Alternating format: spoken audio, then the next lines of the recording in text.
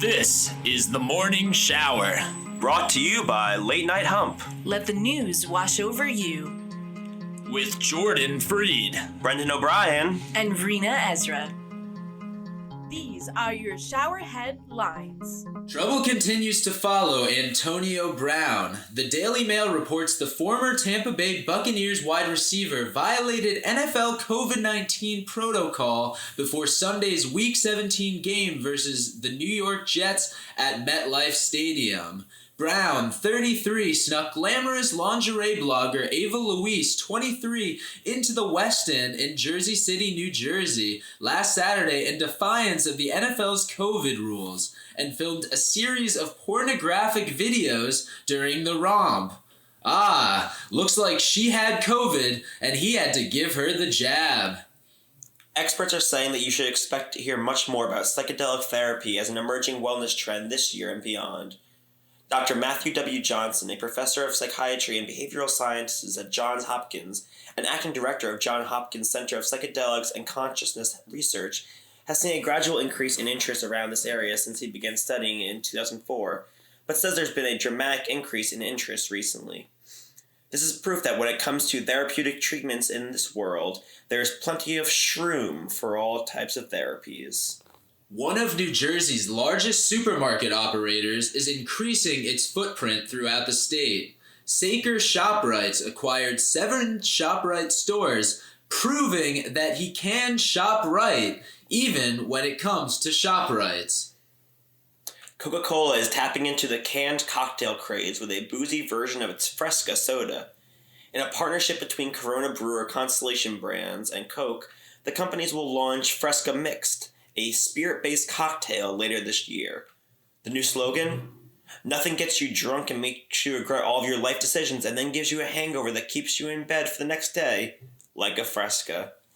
Kazakhstan's president authorized security forces on Friday to shoot to kill those participating in unrest. The first casualty was Borat. All 91 U.S. cruises currently at sea have confirmed or suspected COVID-19 cases on board, according to the CDC. The figure comprises cruise ships carrying passengers that are currently in U.S. waters or set to enter them, and includes vessels operated by Carnival, Princess, Disney, Royal Caribbean, and Norwegian. If only there was a cruise that caused a wild spread of COVID early on in the pandemic, that would have given us some indication that cruises are petri dish vacations that can spread COVID like wildfire. Oh, wait. The New York Times Company is buying sports news site The Athletic for $550 million because if there's one thing journalists want, it's to be good at sports. France has passed a law that will require car companies to tell people not to drive in its commercials. The commercials will include messages encouraging viewers to use alternative means of commuting, such as public transportation, walking, cycling, or even carpooling. Nothing says, buy this car, quite like a commercial that says, buy this car, unless you don't have to, in which case, don't buy this car. 2 dogs trained to detect an odor distinct to people who are sick with COVID-19 will visit 3 school districts in Bristol County, Massachusetts this week. A black Labrador named Hunter and a golden lab called Duke can detect the smell of the virus on surfaces and will sit to indicate when they pick up the scent.